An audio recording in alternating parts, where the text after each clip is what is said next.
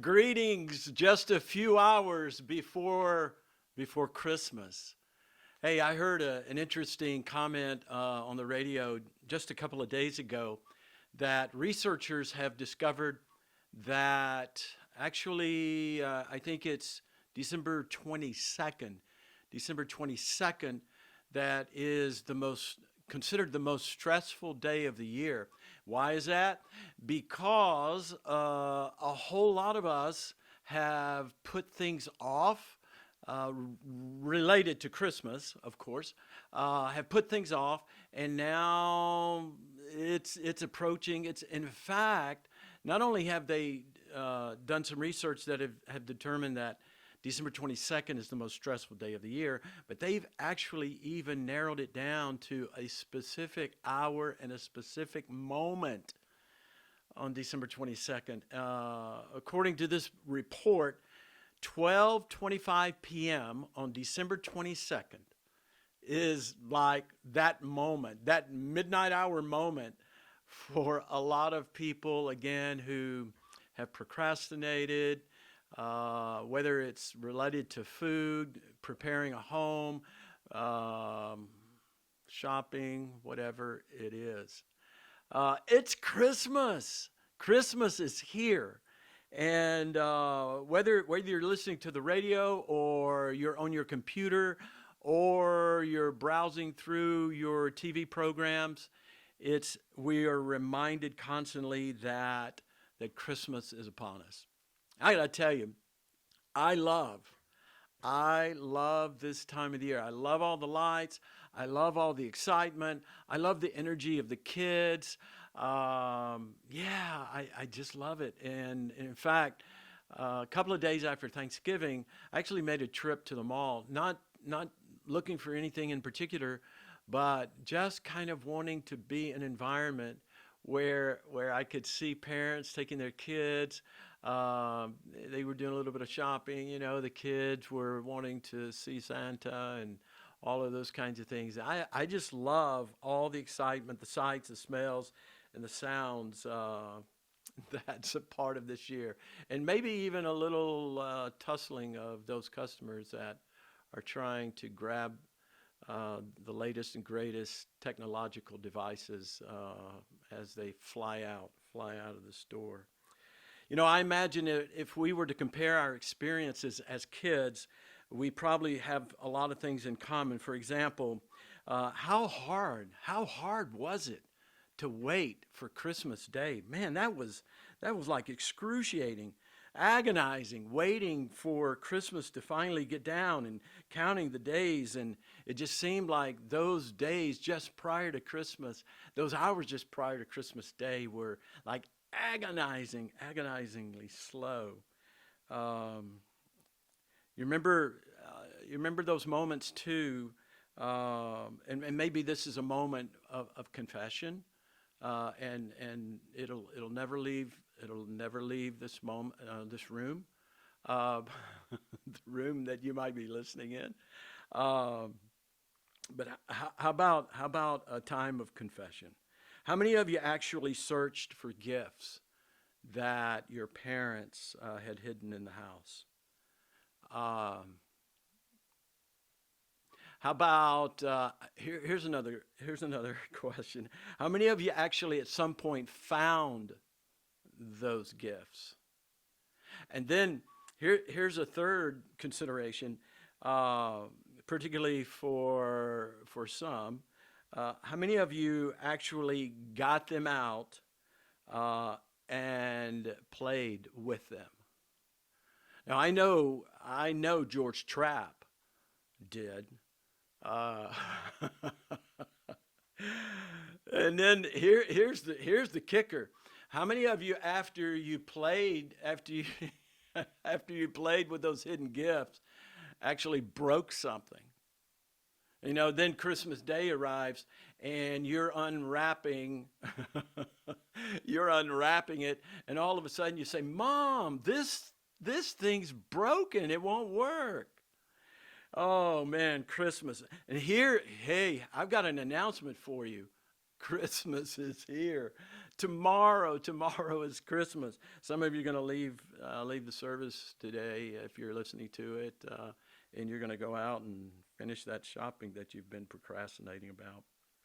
Well, if you've been waiting, or if you have been putting things off, did you know that waiting played a big role in the first Christmas? You may already know this, that a remnant of Jewish people waited every single year. Some really reducing it down to days. Some were waiting day by day for not the arrival of Santa Claus, but for a promised Messiah.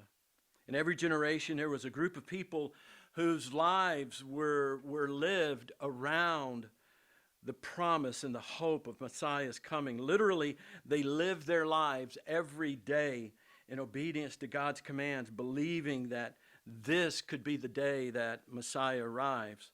And this went on for generations, generation after generation, and nothing happened. People waited and died without Messiah coming.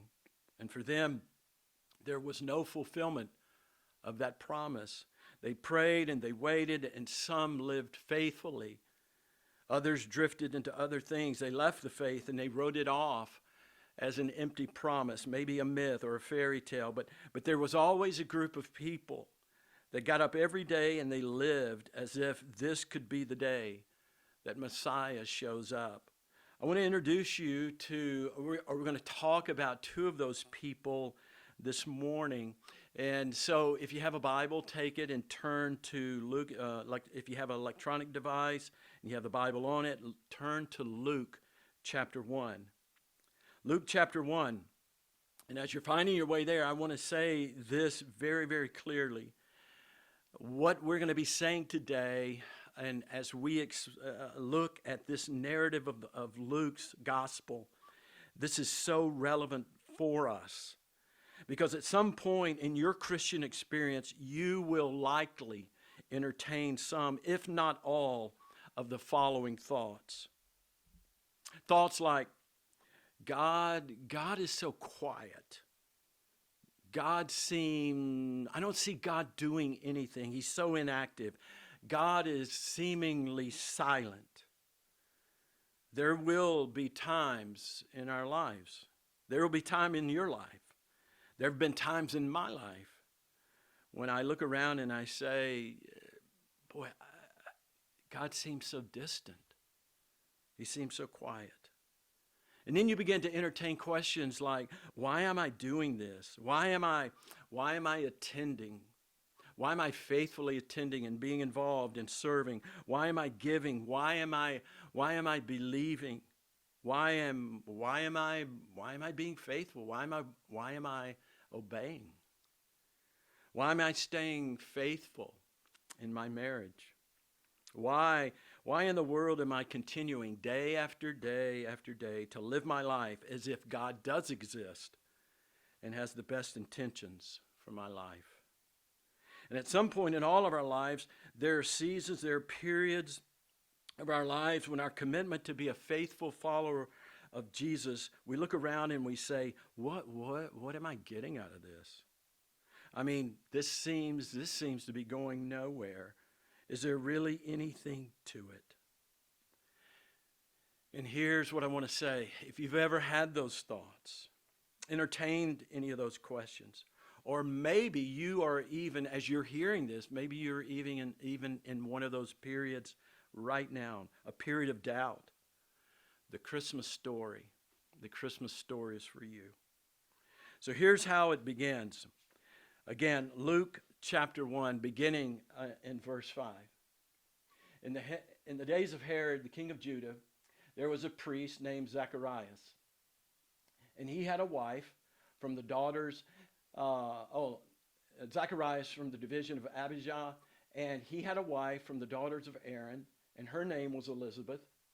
And they were both righteous in the sight of God, walking blamelessly in all the commandments and the requirements of the Lord.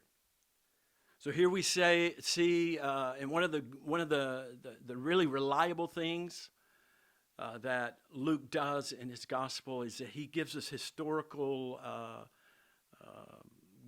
guideposts. He gives us historical markers. And here he talks about Herod, the king of Judea. This is the Herod that issued a decree to kill all the babies in Bethlehem, as he sought at a certain point to kill the baby Jesus. So here are these two people that we're introduced to, Zechariah and Elizabeth. And we are given their genealogy. This means that Zechariah and Elizabeth, they both came from the priestly line of Israel, which means basically, if we were putting it in modern day terms, they grew up in a very religious home, and they received incredible religious training. And all of that religious training and growing up in that religious environment was not wasted on these two, because we see these two absolutely dedicated, devoted to living around that promise that had been made so many, many years earlier, the promise of a Messiah. Then notice as well, verse 6. Let me come back to that. Verse 6. And they were both righteous. These two were both righteous in the sight of God, walking blamelessly in all the commandments and requirements of the Lord. So here's the testament of Z and E. In that day, day after day, they staked their way of life to a promise made hundreds of years earlier about a Messiah. They believed, and their belief was evident in the way that they lived their lives. They're doing it right. They look at this as their commitment and their devotion to God. They are doing, according to verse 6, they're doing everything right. Now, according to, look at it again, according to all the commandments and the requirements of the Lord. Now, if you look in the Old Testament and you understand something or have studied the history of the Jewish nation, of Judaism, you know that there were more commandments than the Big Ten. There were dietary laws. There were ceremonial laws. There were laws for everything. And these two were committed to doing what was right in all things. Walking blamelessly. If you had gotten curious, or if you maybe were skeptical of Zechariah and Elizabeth, wondering, oh, come on, that's an exaggeration. Maybe you go out and you hire a private investigator to follow them around for a while. The private investigator is going to come back and he's going to tell you, I can't find anything on them. I can't make anything stick, because these two, their testimony is true. They walk blameless in all things. And so you would think that here they are, two people who had taken the baton of faith, and they had been faithful to it in all things, who lived blamelessly, while others had waited on the same promise of the Messiah and who had given up on that promise because there seemed to be nothing going on. God seemed to have abandoned his people. Yet these two wake up day after day after day, and they are faithful. And you would think, so surely God's going to drop blessing into them. Blessing upon blessing upon blessing. Right? Well, let's see what it says. Verse 7. But they, who's they? Right. Zechariah and Elizabeth, they had no child. They had no child because Elizabeth was barren. Let's get this straight. So day after day, this couple who has taken the baton of faith, they have lived blamelessly and faithfully for years upon years, days upon days, and had been faithful. And yet God had left them with no heir, with no child.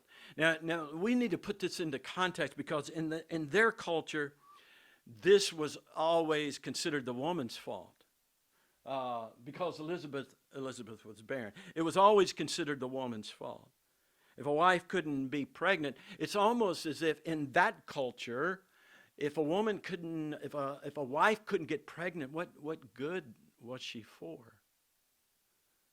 Now again, that was in that culture, because women in that culture had no political standing. They generally couldn't work, and they almost always were uneducated.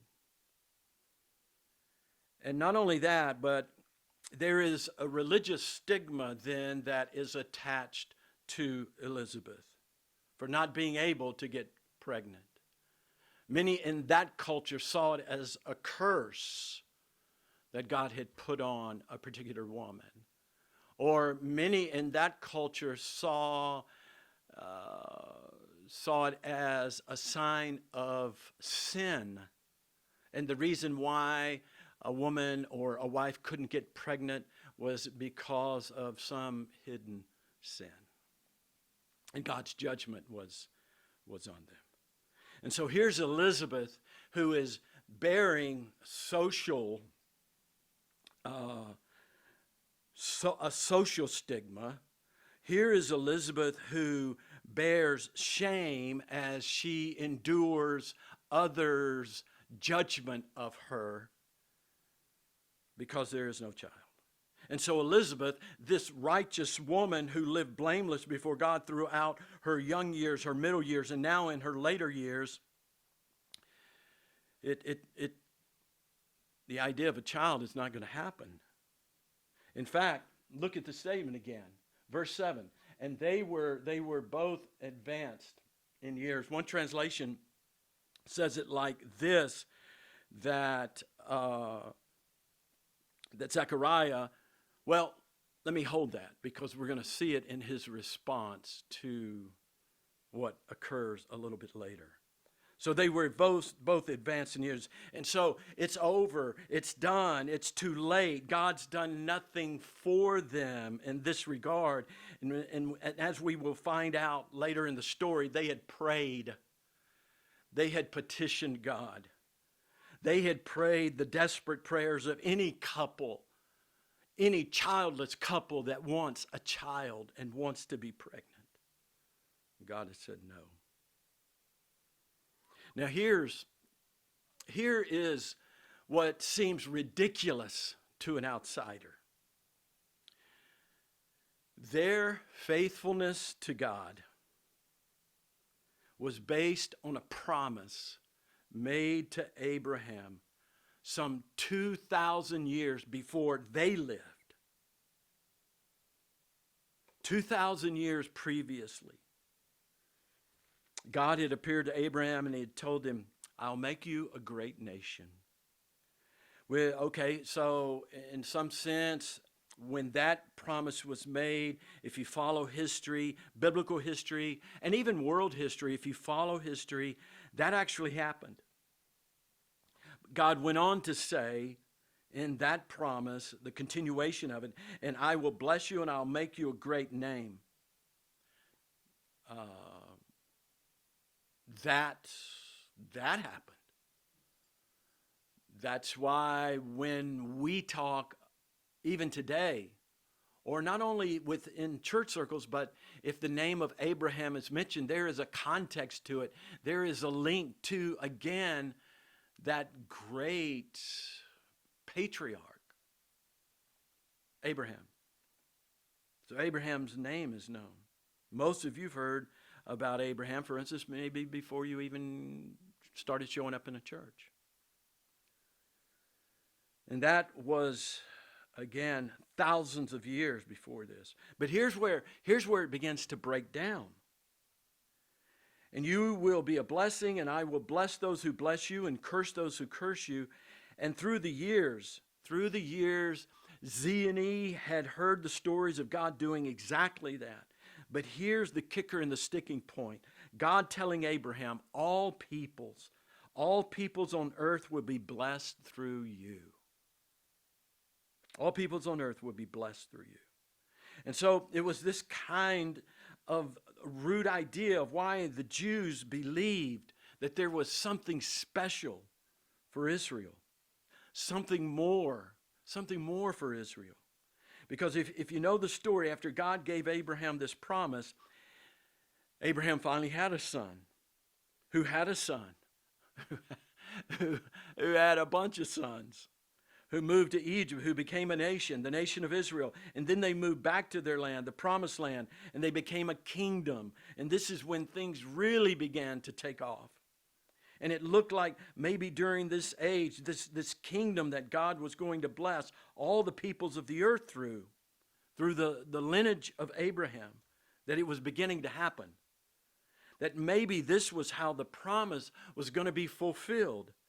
And there was David and there was Solomon. And if ever there was a time for God to leverage a nation, the nation of Israel, to bless all the peoples of the earth, surely it would have been during that time. But it was right after that it seemed like everything kind of started to fall apart. The nation split, and there were wars, and there were good kings, and there were, if you've read a little bit of the history, if you've read a little bit of the Bible, you know that there were good kings and there were bad kings. And between the time of Solomon's followers until the time of Zechariah and Elizabeth, the nation of Israel, listen to this, had changed hands over and over and over again.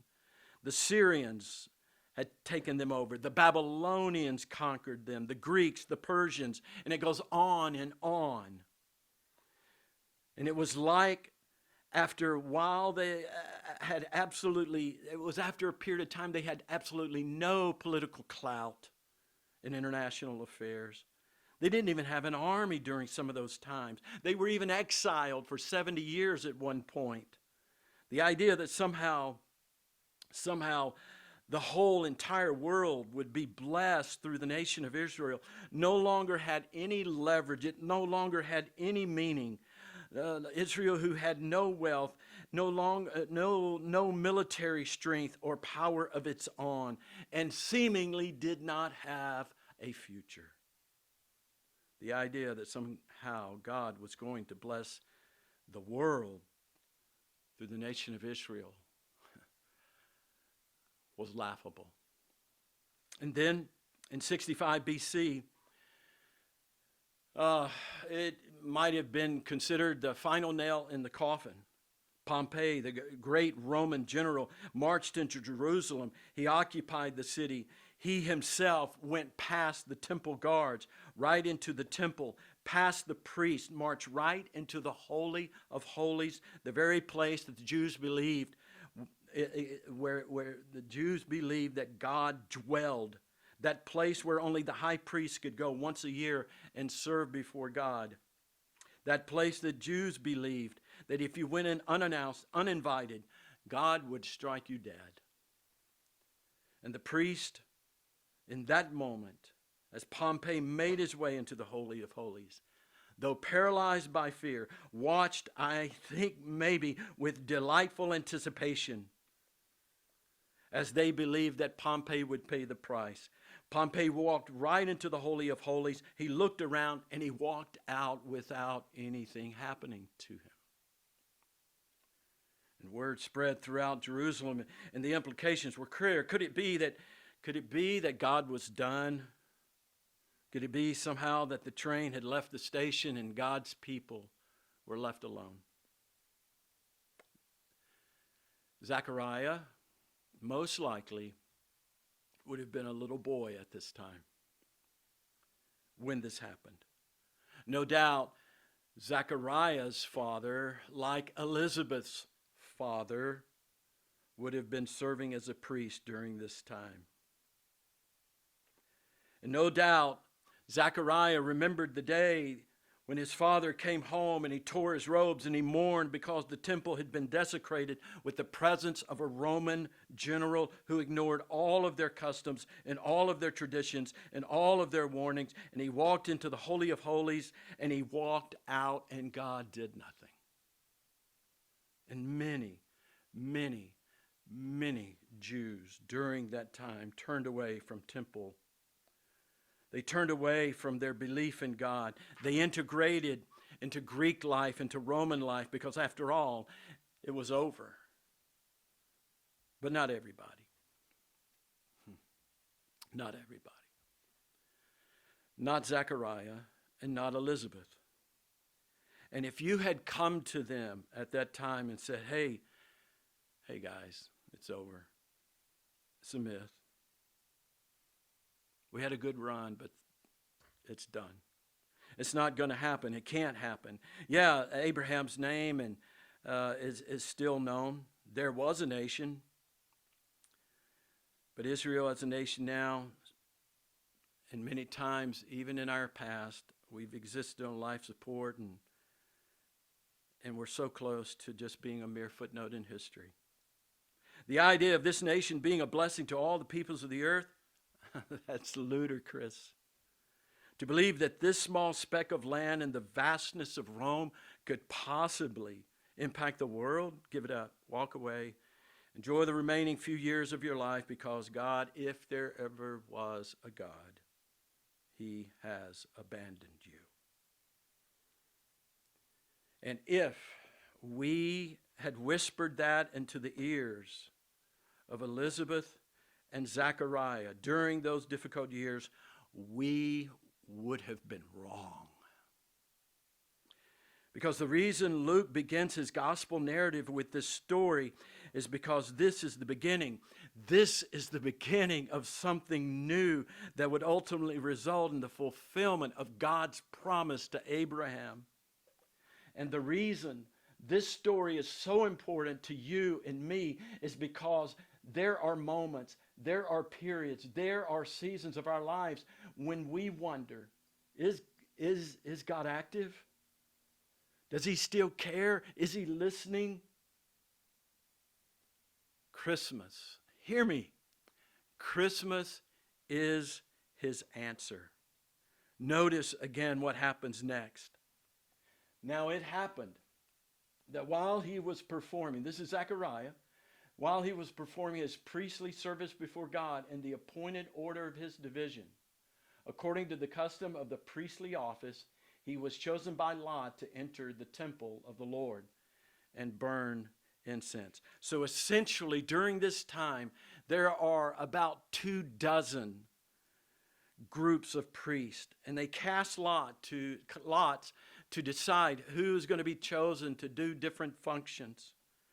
So this is something that's special, and it's something that might happen only once in the lifetime of a priest. But Zechariah is chosen, and so he goes into place and he stands right outside the curtain that divides the outer temple from the Holy of Holies. And he begins to offer this incense. And then that is the moment that is about to change everything. And the whole multitude of the people were in prayer outside the hour of the incense offering. And an angel of the Lord appeared to Zechariah, standing to the right of the altar of incense. Zacharias was troubled. He was troubled when he saw the angel, and fear gripped him. But the angel said to him, "Do not be afraid, Zechariah, for your petition has been heard, and your wife Elizabeth will bear you a son, and you will give him the name John." So, what's happening? Zechariah is doing his priestly thing. Another day, a special day in the life of a priest, trying to be faithful, and suddenly an angel of the Lord appears. This is not an everyday occurrence. And here is this standard angelic language, this standard angelic response. If you've read the New Testaments and read some of the Old Testament, the angels have this standard greeting. Like we have a standard greeting. It might be something like, "Good morning, how are you?" The angels have a standard greeting, and there's an easy explanation for it. The angelic greeting is, "Don't be afraid." Like, breathe. Don't be afraid. And there's an easy explanation for it, and it's because when people see an angel, they're afraid. They're frightened. And that's Zechariah. And so Gabriel comes, not in disguise, but he comes in all of his angelic glory. He's not trying to be scary. He's just scary. He is this majestic, angelic being. And so Zechariah has a response that certainly could be expected. He's gripped with fear. Notice what Gabriel tells him. I'm sorry. But the angel said to him, "Don't be afraid, Zacharias, for your," everybody see this now, "for your petition, your prayer." You know those desperate prayers that you prayed for so long? You know those desperate prayers that there was a point in time when you doubted whether or not God was even listening? You know those desperate prayers that you prayed day after day, wanting, desiring an heir. And you waited so long, and you waited, and you waited, and you waited, and you got up day after day after day, and you remained faithful. Faithful even when you didn't see the blessing of God. You remember all that, right? God's heard your prayer. God has heard your prayer. And you're going to not only have an heir, but you're going to have an heir who is a son. And this is to be his name. And this will be the John. This will be the John that has a qualifier to his name. John the Baptist, who turns the hearts of many back to God. Remember, because this was a period of time that so many had given up on the promise, had given up the hope, who had turned aside from their faith, who had been integrated into the Roman and the Greek life. This would be the John that would turn them back to faith.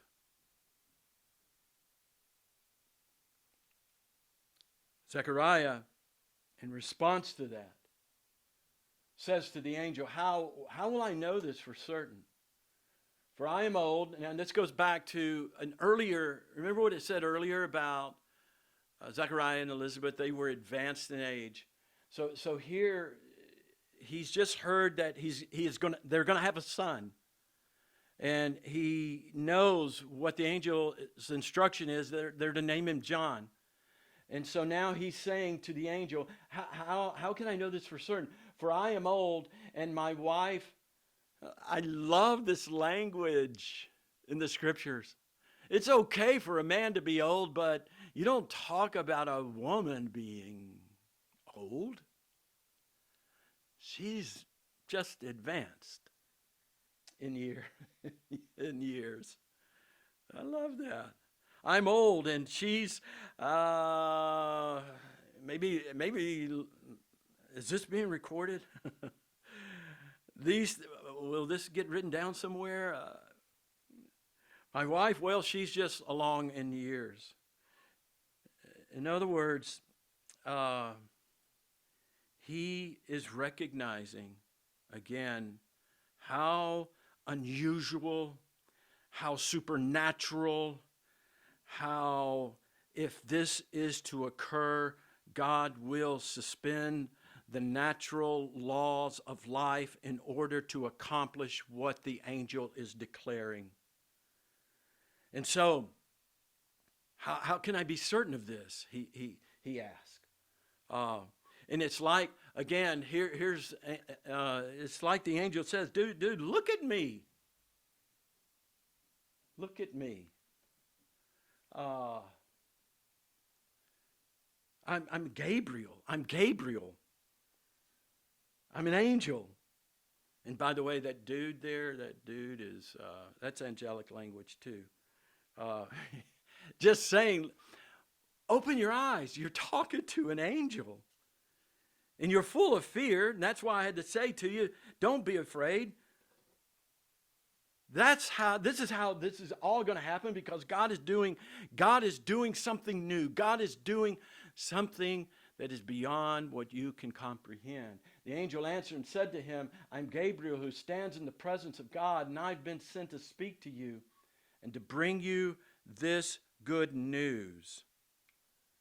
And behold, you'll be silent, unable to speak until the day when these things take place, because you did not believe my words, which will be fulfilled in proper time. This is so important here. Just like, again, God's heard your petition. God's heard your prayer. God is now going to do what you have asked him to do. But there is a proper time. There is, and some translations talk about an appointed time. You mean, here's what we need to understand. You mean that God had this day marked in his calendar. You mean that for these hundreds of years since the glory days of David and Solomon, God has waited, and waited with purpose. You mean he has watched and observed his own people abandon him in droves, teeter on the brink of extinction, be overrun time and time again by the next conqueror who comes along. And yet, there was and there is an appointed time. God had not quit paying attention.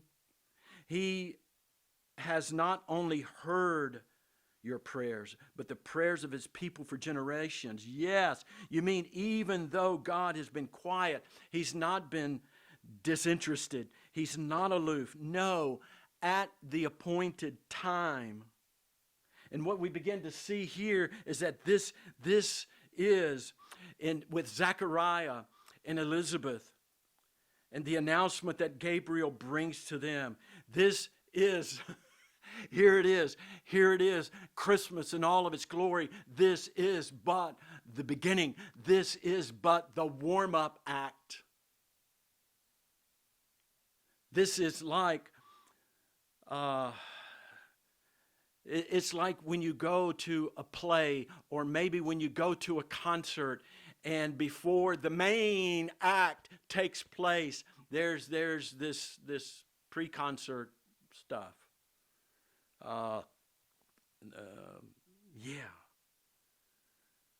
God's gearing up to do something that God had planned to do all along. Planning to do what those who had remained faithful generation after generation, who had died and never seen the fulfillment of the promise, but had passed on to their children the hope, passed on to their children the hope that Messiah will come, pass on to their children the hope that though God may be silent right now, God is active, and that God keeps his promise. And the day had come, the day had arrived.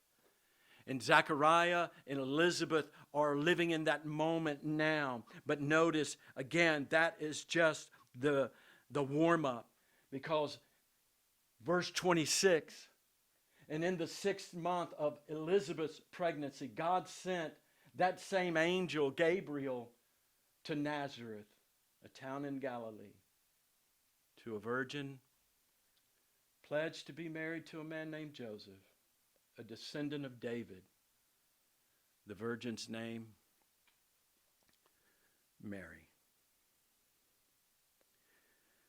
You see, this is our story. And their dilemma, what they lived with so long ago, it's ours as well. Do you stay? Do you stay or do you go? Do you remain faithful or do you check out? Do you believe or do you stop believing? Do you live life around Jesus or find something more satisfying to your own desires? Do you stay in a difficult marriage? Or do you do what's convenient and makes you happy? Do you do the shady deal or do you maintain your integrity? If you're a student, a young person, or a student, again, do you cheat or do you not cheat? And you wonder, why don't I cheat? Nobody gets caught. I won't get caught. Why am I always wondering what God thinks? Why don't I just do what everybody else does? In every generation, there is a remnant of Christ followers that decide they will remain faithful in spite of the fact they see God seemingly do nothing for them. If that's your situation, Zechariah and Elizabeth are your company. A couple that decided they're going to walk blamelessly before God, in spite of what we see, in spite of what we feel, in spite of what people say. That's the dilemma that all of us will face or are facing in our walk with God. It's normal. The challenge is, will you be part? Will you be part of a faithful remnant? The challenge is, will you be that unique student, that unique young adult, that unique couple that decides, we're going to battle this out. We're not walking away. That unique person in the marketplace that says, I'm going to maintain my standards and my integrity. Because at the end of the day, I want to experience the pleasure of God's delight, whether I see God do anything on my behalf or not. Will you be that unique older adult that shines forth the kindness and the grace of God without becoming cranky and hard to get along with? You see, Christmas is a reminder. It is a reminder that your faith in God is not misplaced. It's a reminder that even when God is silent, He is not idle. And when it seems that He is idle, it is not that He is uninterested. It is a reminder that God can do anything He chooses to do. It is a reminder that God does pay attention and that He's moved by and is blessed by those who remain faithful. But best of all, the story of Christmas is a reminder that your faith and your hope is not in vain. And Christmas is a reminder that our longing and our waiting and our agonizing is not in vain. Your faith in God is not misplaced. God is the God who keeps His promises when it seems like His promises are long forgotten and absolutely impossible to keep. Merry Christmas. Merry Christmas, beloved. And indeed, joy to the world. The Lord is come.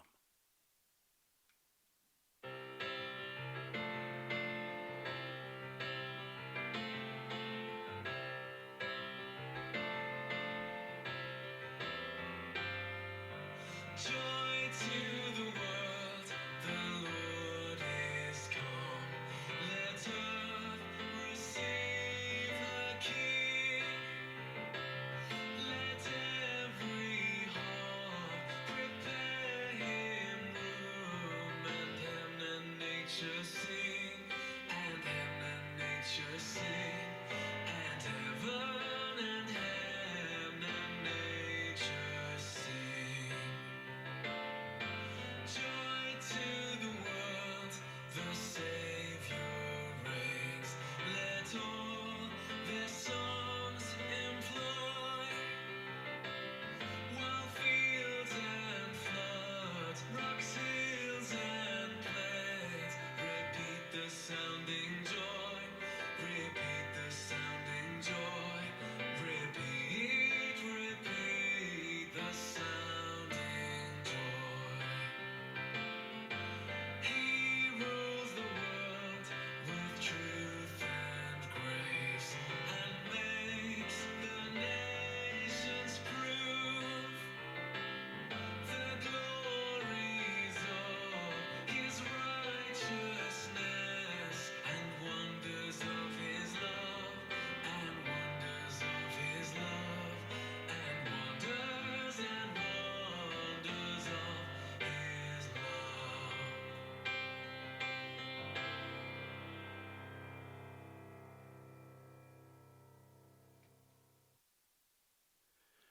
Father, we just bow before you. And we thank you, Lord, that there's not a prayer that we've prayed that has not touched your ears. There's not a prayer that we've prayed that has not played upon the strings of your heart.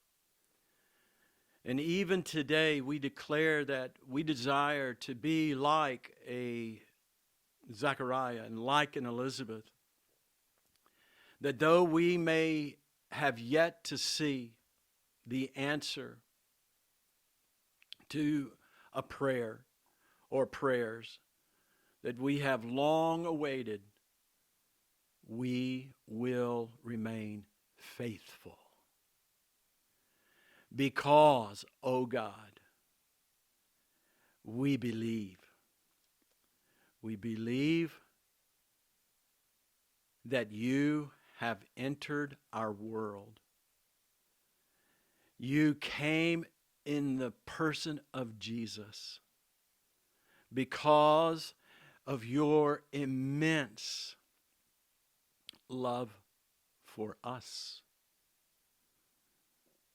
And each of us in our own heart declare and receive and open wide our heart today again to your immeasurable love that you have lavished upon us. It's Christmas. Thank you, Jesus. Thank you for loving us. And may our joy be contagious. We ask this in Jesus' name. Amen.